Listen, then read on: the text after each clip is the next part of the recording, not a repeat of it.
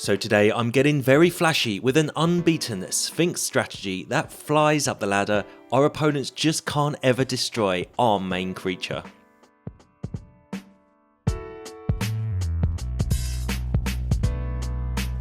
Hey everyone, Hex here, and today I got a whole deck focusing on some flashy creatures, playing at instant speed and thoroughly disrupting my opponent's game plans. Firstly though, if you'd all be so kind as to drop a like on the video and subscribe below if you haven't, to not miss out on future content, and needless to say, your support for this channel is amazing. But onto this deck, and Flash is back, unbeaten and better than ever, with a new card in Stoic Sphinx. Stoic Sphinx is a sweet 4-drop 5/3 flyer with Flash that has hexproof as long as you've not cast a spell that turn. Once you get your head around this, it makes for some very interesting plays. It hits hard and is extremely difficult to get rid of for your opponents. This was originally in a high noon deck, but I felt it would work just as well in a deck where 99% of our cards are flashy creatures or instants. So the rest of our threats all have flash, and they all do something a little extra to progress our strategies and deal with our opponent's shenanigans. Tidebinders work well against planeswalkers and triggering creatures. Masterminds tend to draw a lot of cards from our opponents today and draw a lot of removal from our opponents as well. Wandering Emperors are pretty much also a given in any deck with this strategy.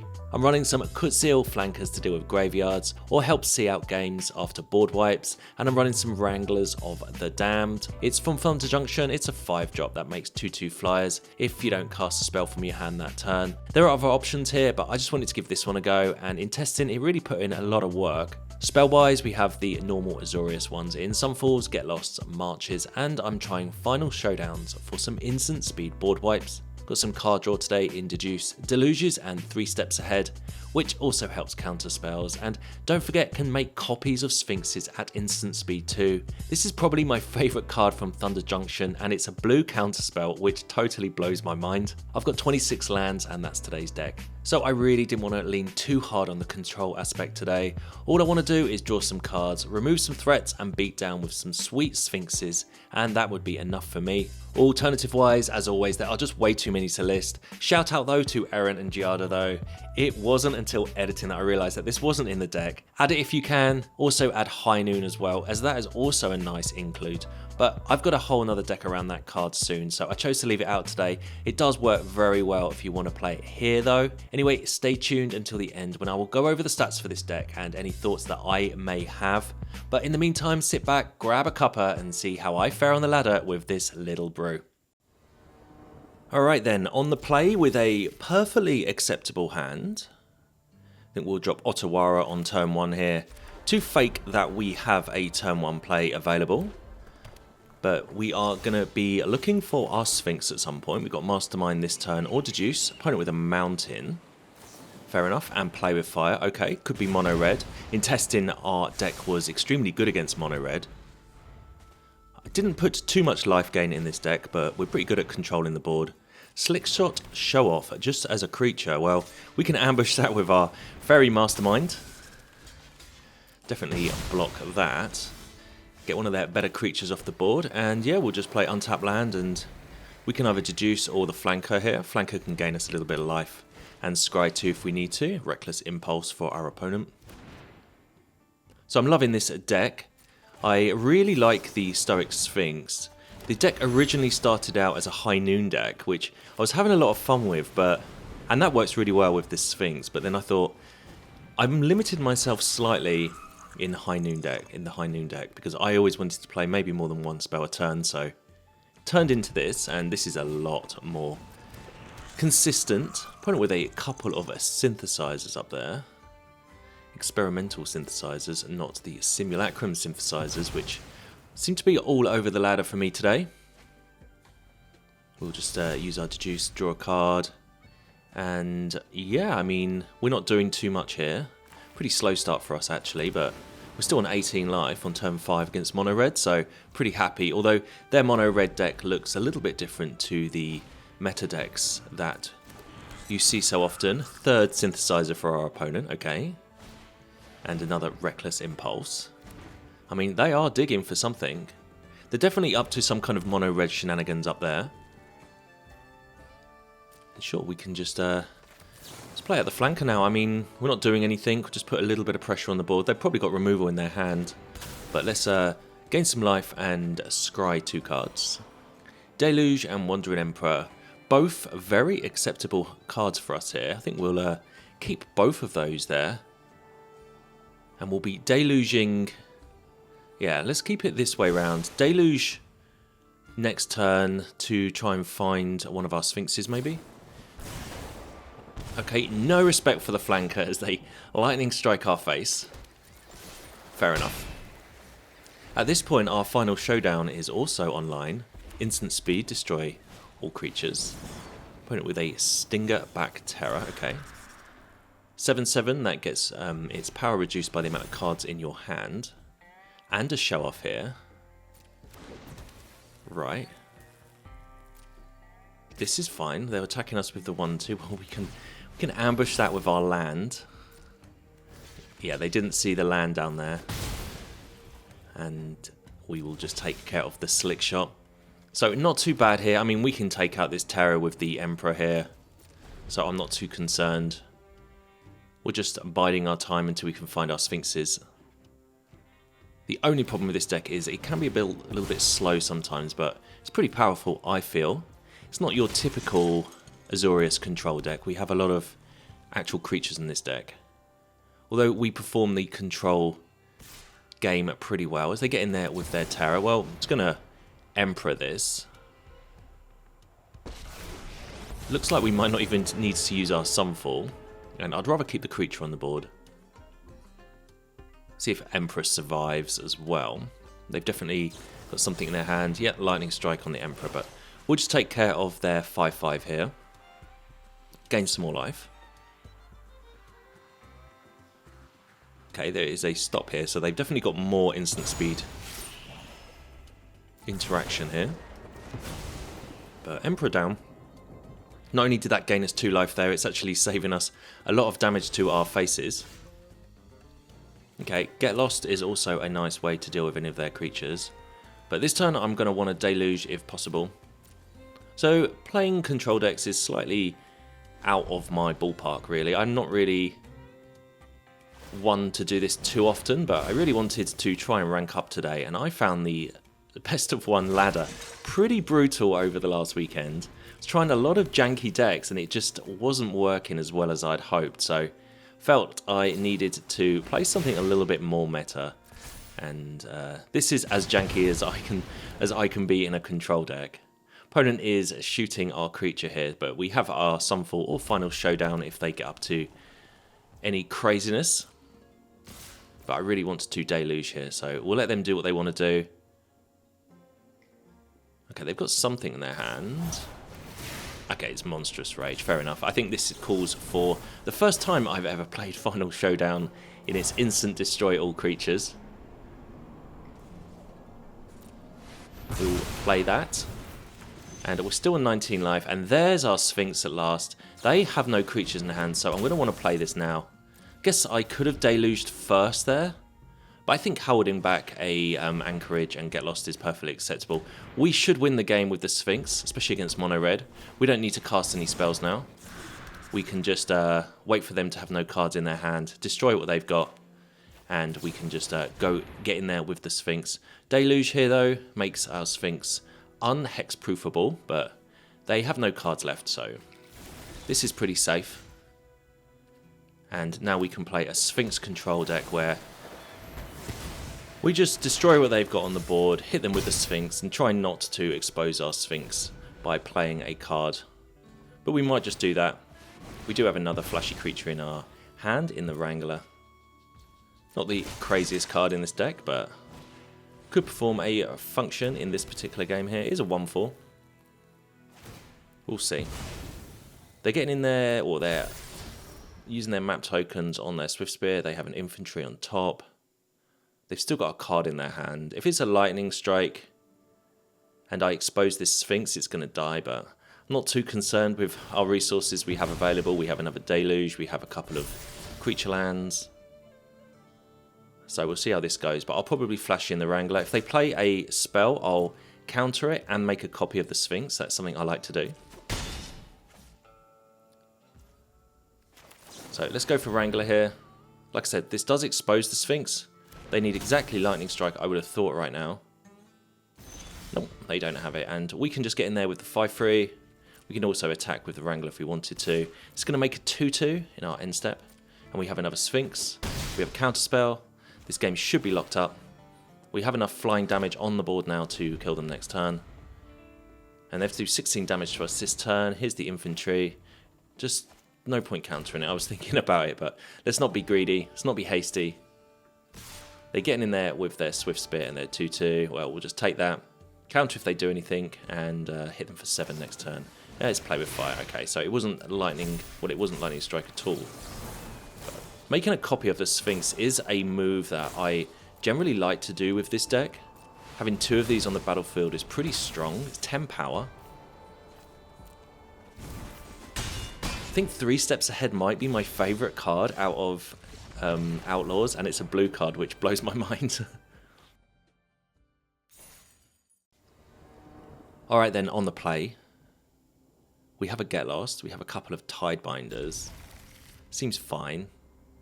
I'm really medium on Tidebinders. I always feel like when my opponents play against me, it seems like the best card in Magic. But I feel like when I have the card, and maybe it's because I'm not too experienced with playing that card, it doesn't do as much as I wish. We'll see though. Pretty good against Planeswalkers. Opponent with a tapped Orzhov land, and we'll just play our standard Azorius turn of play 2 mana, not do anything. I'm going to get rid of the Skull Dweller whilst I can, because I'm going to want to Tidebinder at this particular turn. Get Lost, also a card I'm very medium of. I don't really like giving opponents resources, and 2 map tokens might seem pretty bad on the face of it, but they seem to work pretty well in quite a lot of decks at the moment, whether it's actually using them for the way that they're meant to be using or using them as an artifact. Play the Tidebinder here as just a threat. Question is, do we hold open Emperor and Get Lost? Or do we attack them with their Anchorage and start making our own moves on their life total? Let's go for the 5 damage. Not going to really want to do anything else, especially if they've got open mana. Yeah, I mean, we've got them on a bit of a clock here with our Anchorage. It's March, gain some life. Okay, get rid of my Tidebinder. We find a Field of Ruin. That's going to be very important, as 2 of our opponents' lands are creature lands. And we'll just continue the onslaught with our Restless Anchorage. Still a 2-3. Get in there, make another map token. We are very much hitting our land drops, which is important. Case of the Ransacked Lab. Okay. So that suggests they're going to have quite a lot of instant speed interaction.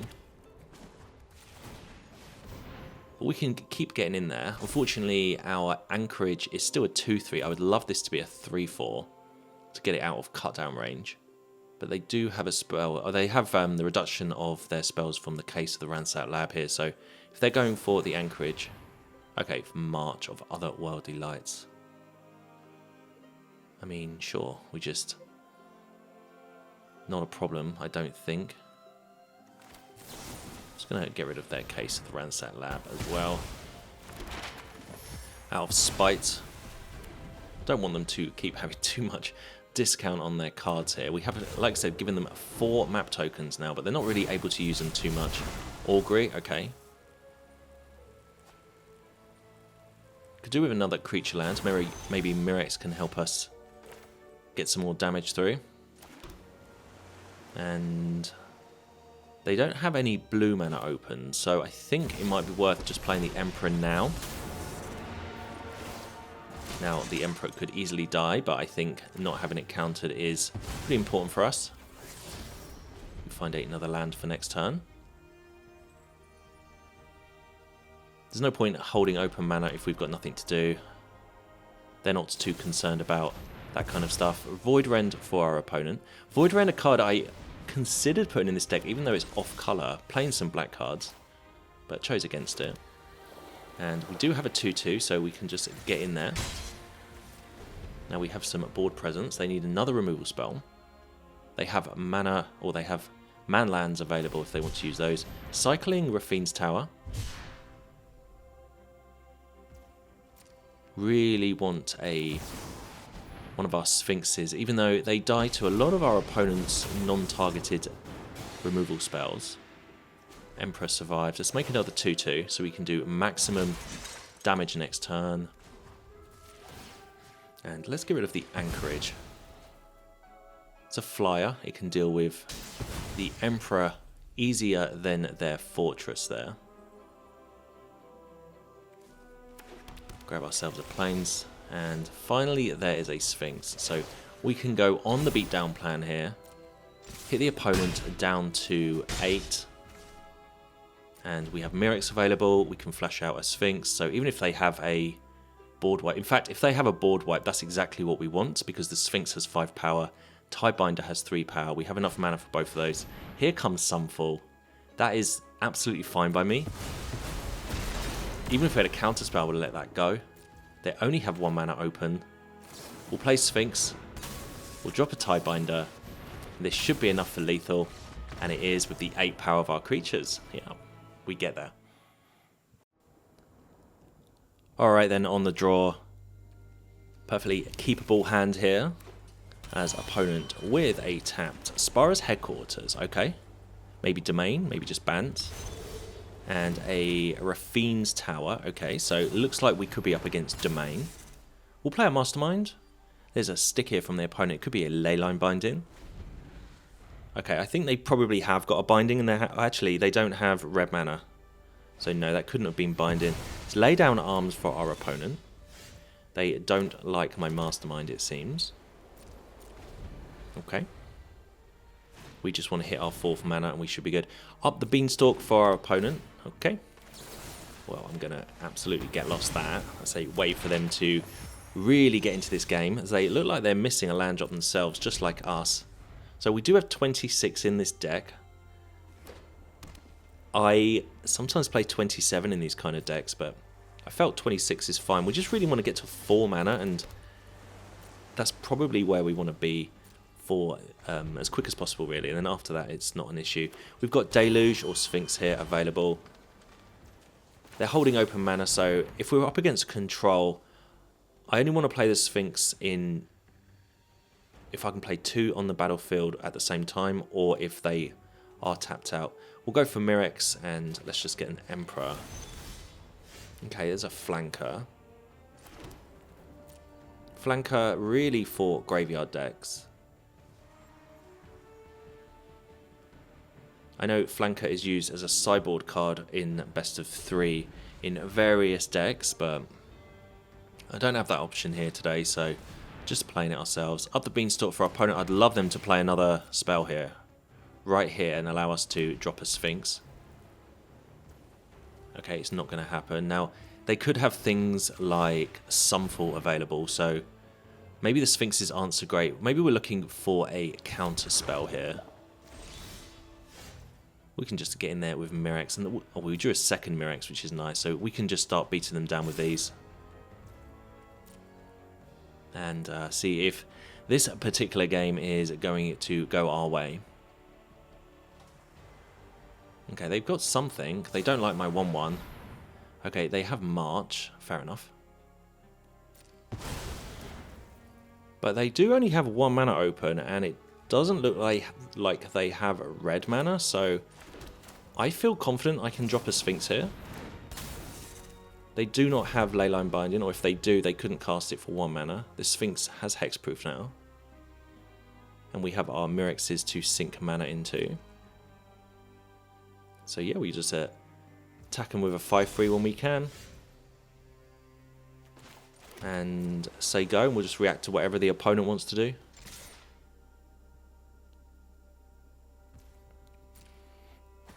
Okay, they take 5. Okay, down to 15. Okay, Wandering Emperor.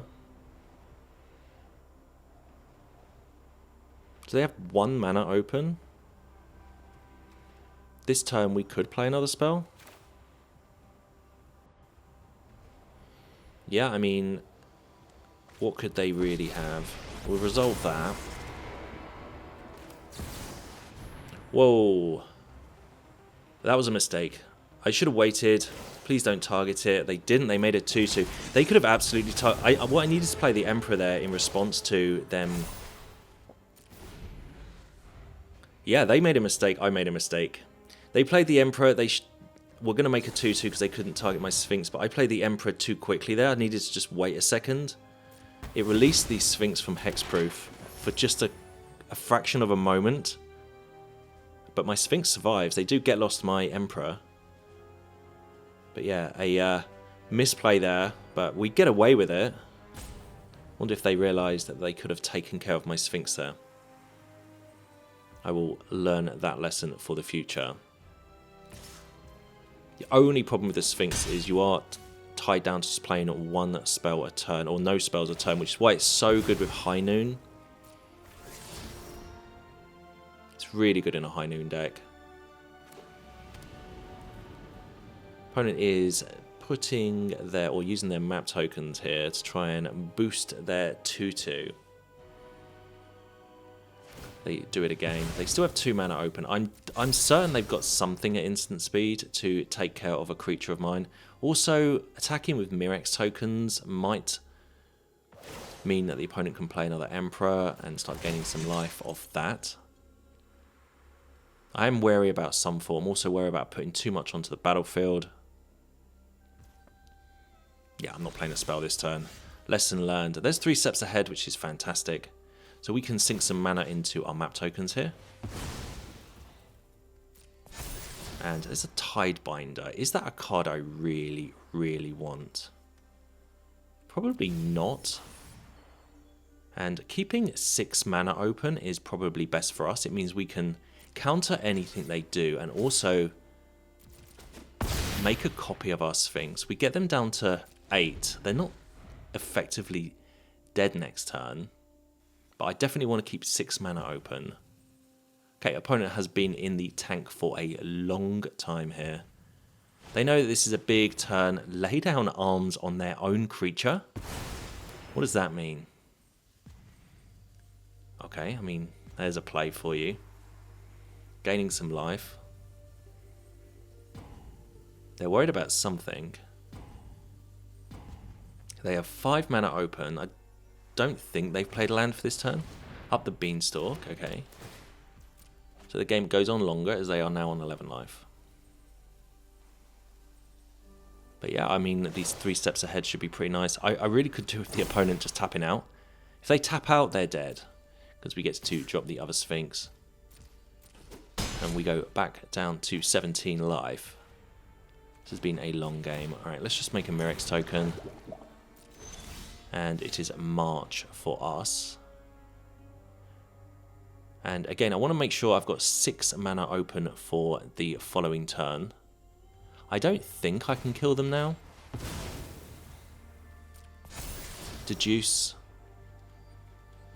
It's fine, but it's probably not what we need right now. I'm not even sure what we need right now. Maybe just land drops. So we'll get in there with our 8/6 and put them back down to 3 life. So I guess that 3 life they gained from their laydown arms last turn was worth it. And they have to deal with this board now. They've got to find a way to deal with Sphinx. So a board wipe will do that.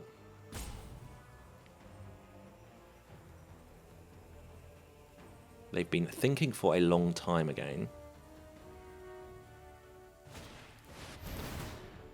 Okay, the Eternal Wanderer. Okay, it does tap them out. Let me read this card.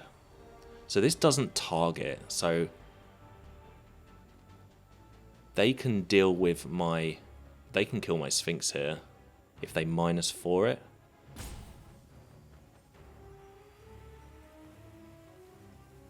Okay, I'm just going to counter this. This does leave my Sphinx vulnerable to their Wandering Emperor. But what I can do is... We should have lethal with our cat next turn. I don't know if they're going to play in the land. Sure, they're going to go up to 5, I guess. Yeah, we've got lethal in a very roundabout fashion. Here comes a land. So they did find a way to deal with the Sphinx there probably was a multitude of different ways to deal with this turn, but we can play our flanker here and use its first ability and make it a 4-2, and we can just march their 4-4 away and attack them for 5. So we get there in the end. Very difficult game here, especially for someone who doesn't play control Magic too often, and I'm sure you can let me know in the comments below that there are other ways to play this, but we get the job done, and that's the most important thing against a domain control deck.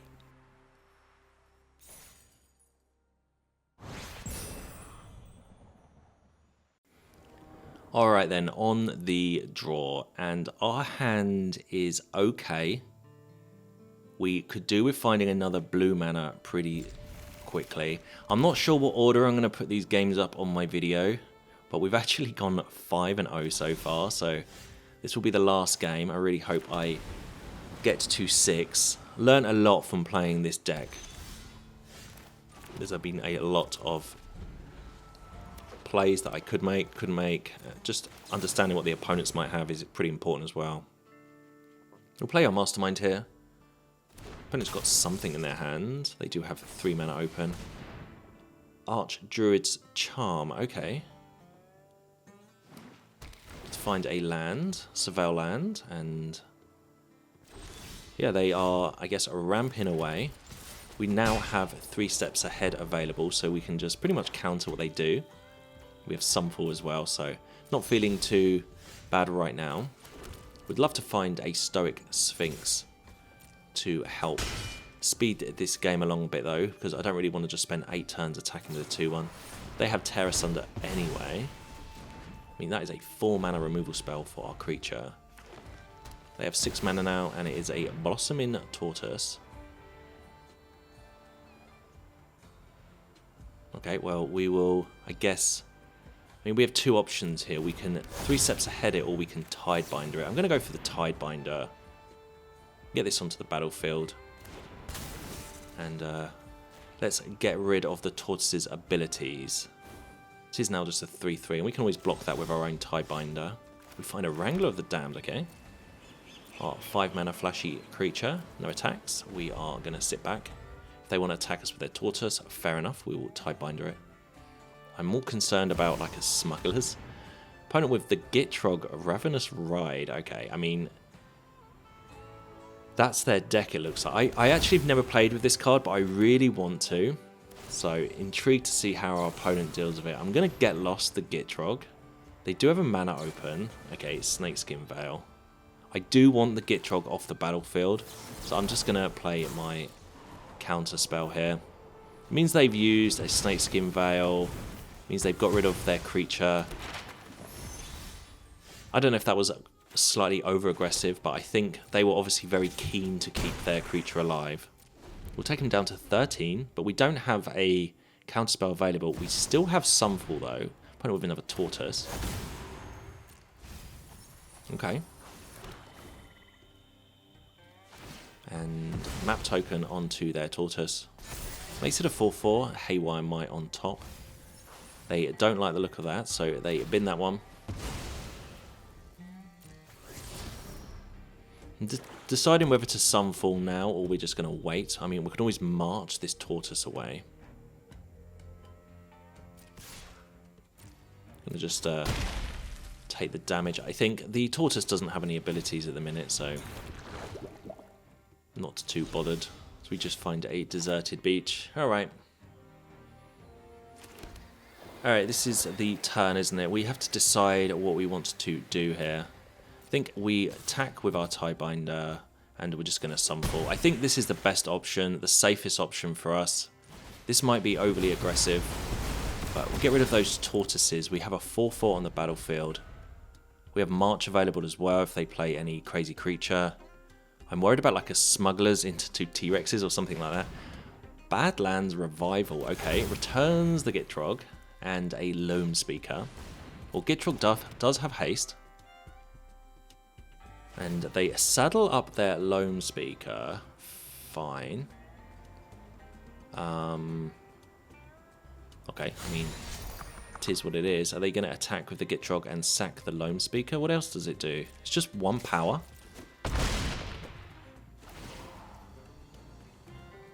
Yeah, it's just 1 power. I mean, is it worth it? No. Why did they saddle then? That was my question there. We'll make a 4/4 here and we can just smash next turn. We have March available for their Gitrog. They do have a mana open and they've shown they've got Snakeskin Veil, but I'm really not too bothered. We can play the Wrangle of the Damned or we can March. Titan of Industry, okay, okay. Alright, well that kind of changes things. They still have a mana open if they have their Snakeskin Veil. How many Snakeskin Veils do players generally play in this type of deck? The 5 life that they're going to gain is going to be annoying. But they don't gain 5 life. They've gone to destroy my creature and create a 4/4? Okay, okay. Alright, so I'm going to March their Gitrog. I am weighing up whether to do this. They're going to draw so many cards if they saddle up their either of their creatures here and attack. Do we want to go down to 4? I guess we can go for March. If they have Snakeskin Veil, that's not the end of the world. We're not going to die here. So let's March away at this Gitrog before it draws them a whole ton of cards. Yeah, that works. Then we have Sunfall again next turn. Okay, no Sphinx for us in this game, is meaning that we're finding it very difficult to get the damage over the line. I really don't want to just play a Sunfall control deck, but looks like we're just going to beat them down with our mites, our incubation tokens. So next turn we have a 3/3 available. We have our Anchorage. We can get them down to 1. Don't have enough mana to use our Mirex token. Loam Speaker for our opponent. And we'll just make a 3/3 and we'll just jam, I guess. Well, there's our Sphinx. Better late than never. Comes to the party at the end of the game. That should be enough to see us over the line, though. I'm nervous about a hasty threat from our opponent, but I think we just attack them here, take them down to 1 if they don't block. Then we can flash in the Sphinx to get us over the line if they do chump with the Loam Speaker and then drop another massive threat. I think they should have, a couple of turns ago, gained some life from their Titan. I know they want to destroy my 4/4, but I couldn't really use the 4/4 to attack into their 7/7 anyway. Assassin's Trophy on our 3/3. Alright, this does tap them out, actually. So we can drop either of our creatures now. We have 5 mana available. Wrangler of the Damned here. Or the Stoic Sphinx, and they have no cards in their hand. So it's probably going to be the Sphinx to see us over the line, potentially. This has hexproof. And we'll just use the map token on our Anchorage, and there's Get Lost available in case they play any major threats. Hopefully no Titan, another Loam Speaker, and we get there eventually.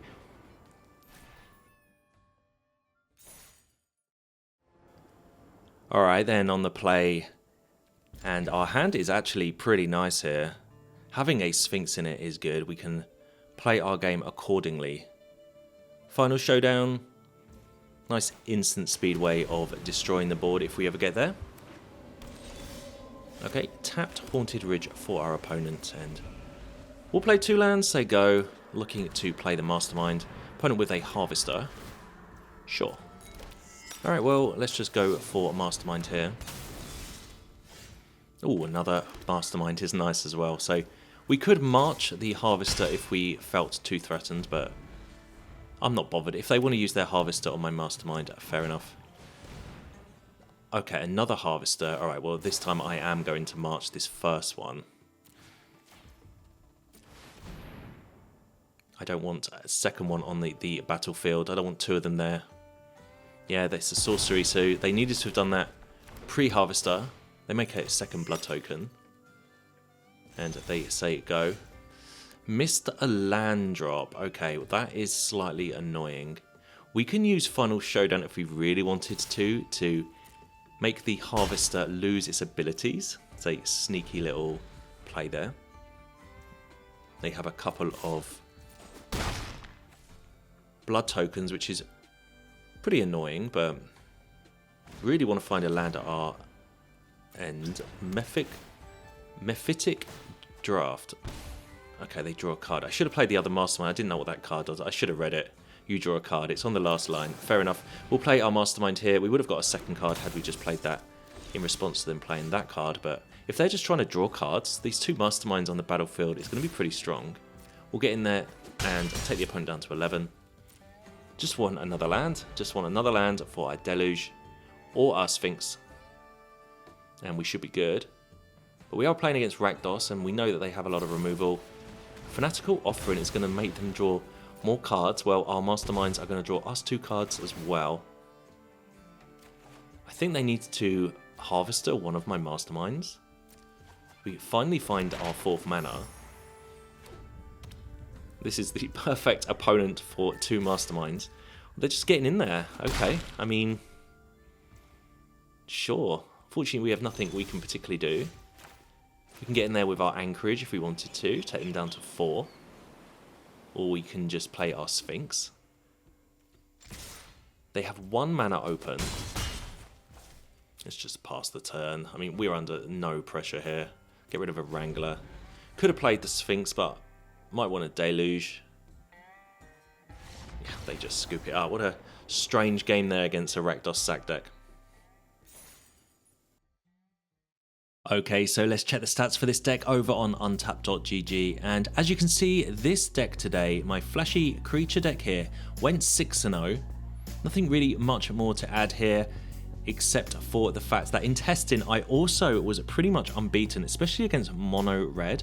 I think we really did really well today. This is completely out of my comfort zone, these kind of control matches, so I did make a few little misplays here and there, but watching back the footage, it really does help you understand how a deck can work, and I've definitely learned from that.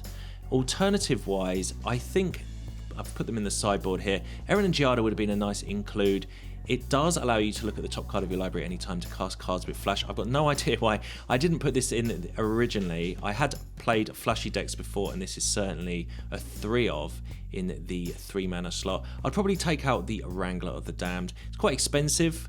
The only reason it was in there because in testing I did actually manage to play this twice against a mono red deck, and it really helped stabilize, but just didn't really need it in the games that I played on stream today, as is High Noon. So originally this deck was a Jeskai High Noon sort of control flash deck, but I was having a problem with red. So I decided I'm just going to take the red out, take High Noon out, and play that as a different deck in the future. We did really well today, but if you wanted to play High Noon, this could be the deck to do it. I would include some red in your mana base as well, because that 5 damage is very important late on when you just need to get yourself over the line. So to check out the stats for this video and all the decks I play, the link to my untapped.gg is listed in the description below. That's where you'll also find a link to download the deck tracker for yourself. You'll get to track your stats, see what decks are being played, and maybe find a deck or 2 that you can make with your collection. It is all over there on untapped.gg. But thanks for watching this video, supporting the channel as we grow, and I'll catch you again in the next video.